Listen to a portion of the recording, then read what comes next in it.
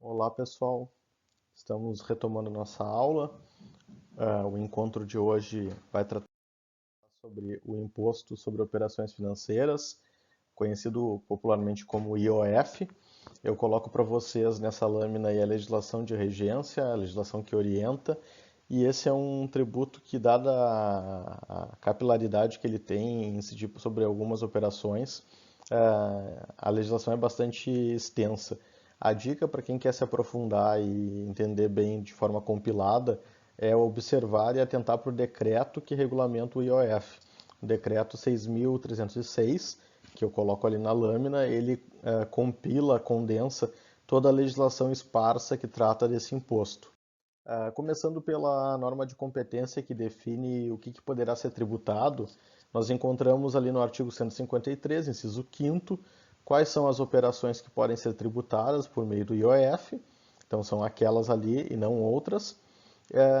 E aqui tem uma pegadinha que já foi explorada por questões de concurso, já foi exigido por banca, que tem uma possibilidade de tributação que não está no inciso 5º, que está lá no parágrafo 5º do mesmo dispositivo, que é a tributação do ouro definido como ativo financeiro, certo? Então atentem, são aquelas quatro que estão ali, aquelas quatro operações mais o ouro que está no parágrafo 5º. E aí vem a questão que eu queria chamar a atenção aqui e que é motivo de confusão. O IOF ele tem esse nome, essa sigla que é popularmente conhecida e a gente não precisa mudar ela, só que dá a impressão de que é um imposto que incide sobre todas as operações e na verdade isso não é correto. Então a sigla correta do IOF deveria ser não IOF, obviamente, mas essa que está aqui. Porque daí ela sim representa quais são as operações que a gente acabou de ver na Constituição que poderiam ser tributadas. É evidente que a gente não sabe nem como pronunciar essa sigla, e a gente pode sim tratar do IOF, trabalhar com essa sigla, e não precisa, mas é importante fixar essa, essa distinção, porque essa distinção permite entender, por exemplo, o enunciado da súmula 664 do Supremo Tribunal Federal, que diz que esse tributo ele incide, a legislação pretendia fazê-lo incidir sobre os resgates da caderneta de poupança, mas na verdade ele não pode incidir. Atentem para essa súmula, porque as operações sujeitas à incidência são aquelas que estão elencadas no artigo 153, inciso 5º, e o parágrafo 5º que nós já mencionamos, certo? Aí nós temos o aspecto material, que eu transcrevi aqui o artigo 63 do Código Tributário Nacional, que vai especificar, detalhar a hipótese de incidência do imposto que nós estamos estudando. E eu esquematizo aqui, nessa lâmina, quais são as operações. É a operação de crédito, câmbio, seguro, títulos, valores imobiliários e o ouro definido como ativo financeiro. Vamos a cada uma delas. A operação de crédito é entendido como um empréstimo, né? O contrato de mútuo, aquele típico do direito civil. Então, quando eu tenho uma figura de uma pessoa emprestando dinheiro, aquela coisa fungível, para uma outra pessoa, e ela recebe em troca a remuneração pelo empréstimo, que é chamado de juros, aí nós estamos diante de uma operação de crédito. Então é esta operação que deve ser tributada. Tá? Essa está passível, sujeita de tributação. A operação de câmbio, ela tem uma série de variações sofisticadas, mas eu trago aqui para ilustrar apenas a mais simples, a mais singela, que é aquela que alguns já devem ter feito, que é a troca de moeda numa casa de câmbio. Então, a operação de câmbio só pode ser feita por instituições autorizadas pelo Banco Central, e a casa de câmbio ela intermedia a troca de moedas. Na figura ali, uma pessoa está entregando dólares e recebendo euros, o que pode ocorrer no Brasil aqui com a moeda nacional sendo cambiada, trocada por outra moeda. Sobre essa operação vai incidir o IOF. Na operação de seguro é possível incidir IOF, e aí a gente tem aqui na ilustração que eu coloquei algumas espécies de seguro que nada mais é o contrato do que uma proteção de um risco que a pessoa pretende mitigar ou evitar. Para este risco, a seguradora cobra um prêmio para garantir que aquele risco seja protegido e sobre esse prêmio é que haverá a tributação.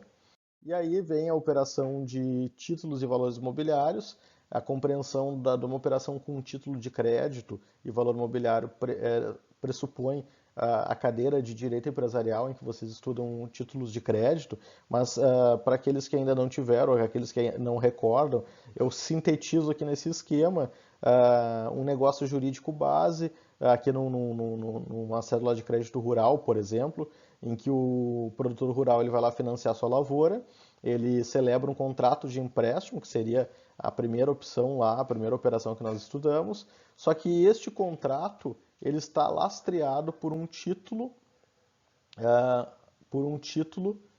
que, segundo os comercialistas, ele se descola do negócio jurídico base e ele pode passar a ser circulado e negociado inúmeras vezes no mercado, certo? Então, esse título que simboliza, assegura e garante esse negócio jurídico base, é esse título, a negociação desse título que virá a ser tributada, certo? E, por fim, o ouro, definido como ativo financeiro, é importante aqui distinguir que o ouro ele pode assumir a característica de metal, de adereço, joia, enfim, mercadoria, e, portanto, ele vai ser tributado por um outro tributo, que é o ICMS, na sua comercialização. E aqui, no caso que nós estamos examinando, o ouro, definido como ativo financeiro, é aquele simbolizado pelas barras de ouro, e que dá o lastro financeiro de algumas economias. Depois do acordo de Bretton Woods, que acabou com essa paridade das reservas em ouro e passou a ser medido pelo dólar, o ouro perdeu essa característica de reserva, mas ainda assim alguns países possuem suas reservas em ouro e o ouro acaba sendo tributado na modalidade do IOF por uma única oportunidade. E aí eu chamo a atenção para duas normas constitucionais que são exceção, o IOF é exceção a essas regras, e a previsão para excepcioná-las está ali no artigo 150, parágrafo 1º. Ele não precisa esperar o ano seguinte, ele também não precisa esperar 90 dias para passar a valer. O governo recentemente decretou a redução do IOF para as operações de crédito destinadas a proteger, a ajudar empresas e pessoas físicas agora com a crise do coronavírus, e essa determinação passou a valer imediatamente. A outra norma ali que excepciona é a legalidade, de modo que o presidente pode e tem a prerrogativa de alterar as alíquotas por meio de decreto presidencial, sem a necessidade de consulta ao Congresso Nacional. E aqui eu resumo para vocês a forma de cálculo do imposto, tá? Que é o aspecto quantitativo. Lembrando que a gente tem como o aspecto quantitativo ele é composto da fórmula já conhecida, base de cálculo vezes alíquota. Na primeira linha ali eu coloco quais são as bases de cálculo e na última linha ali eu coloco quais são as alíquotas. Lembrando, operação de crédito, a base de cálculo é o montante tomado de empréstimo, mais todos os encargos legais, e esta é a base de cálculo que será multiplicada pela alíquota que eu coloquei ali. Essa alíquota parece surpreendentemente baixa, e de fato é, mas eu peguei aqui só para ilustrar uma operação de crédito. Para cada modalidade de operação de crédito, há uma alíquota diferenciada. Eu peguei como exemplo a alíquota do cheque especial, que é de 0,041%, só que ela incide ao dia. A cada dia que a pessoa permanecer no cheque especial, ela será tributada nessa proporção. A operação de câmbio, então, eu tenho o valor em real, não interessa qual é a moeda que está sendo transacionada, mas é o valor expresso em real, e esse valor será multiplicado, eu peguei aqui a operação de câmbio para troca de moeda, pura e simples, de 0,38%. No seguro, o prêmio é a base de cálculo, ou seja, o valor pago à seguradora, e sobre este valor se multiplica pela alíquota de 0,38. Eu peguei também, é bom lembrar que eu estou trazendo aqui percentuais exemplificativos, eles não são para todas as operações, porque em cada uma dessas modalidades existe uma infinidade de operações que são tributadas de forma distinta, algumas inclusive com isenção e alíquota zero.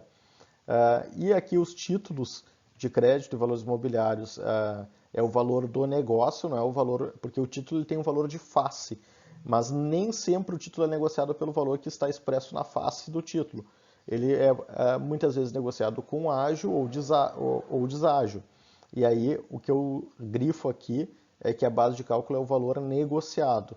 Sobre este valor, aplica-se a alíquota de 1,5%, dizendo de novo que é só uma alíquota exemplificativa, porque para algumas operações as alíquotas são diferenciadas, como, por exemplo, ações negociadas em bolsa, que é um valor mobiliário, mas que hoje, atualmente, elas estão tributadas com alíquota zero. E, por fim, o ouro, a base de cálculo é o preço do grama do ouro, vezes a alíquota, que é essa já definida pela Constituição, no percentual de 1%. O aspecto temporal, ele está no mesmo dispositivo do CTN que diz quais são as operações tributadas, é o artigo 63, e aqui diz o momento da ocorrência do fato gerador. É importante definir isso, porque como as alíquotas elas podem sofrer alteração por decreto do presidente a qualquer tempo, definir exatamente a hora da ocorrência do fato gerador diz se o imposto será maior ou menor para aquele caso específico.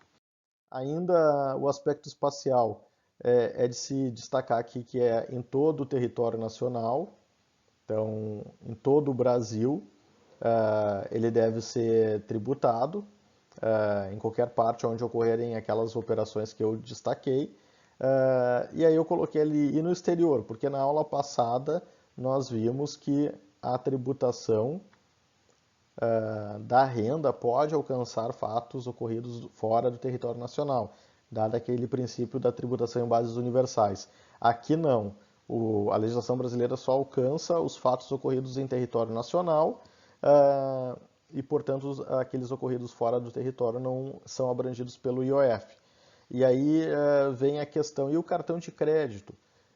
Bom, o cartão de crédito ele é tributado, sem dúvida, pelo IOF quando compramos no exterior, mas se entende, e a interpretação que se dá para admitir a incidência é que o contrato foi feito no Brasil, o contrato com a agência bancária que concedeu aquele cartão, aquele plástico para poder comprar, com base nesta questão territorial que ocorre a tributação.